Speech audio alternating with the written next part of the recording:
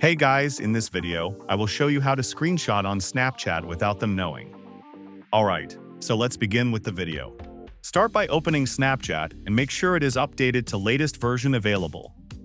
After that, sign into your account and you will be redirected to this type of page. Here, tap on Chat section and all of your chats will be displayed on your screen. Now, open the person's snap that you want to save. Now swipe from the top of your screen to access Control Center, and then turn off Wi-Fi and turn on airplane mode. Now take the screenshot of the snap.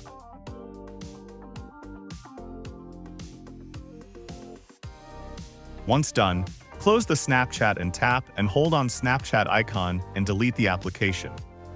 Now you can reinstall and the person will not be notified for the screenshot. But make sure to test this method with your second account first, because it never works well on iPhone. So that's basically how you can screenshot on Snapchat without them knowing. So that's all for this video. Consider subscribing if you find it helpful. And I'll catch you in the next one. Thanks.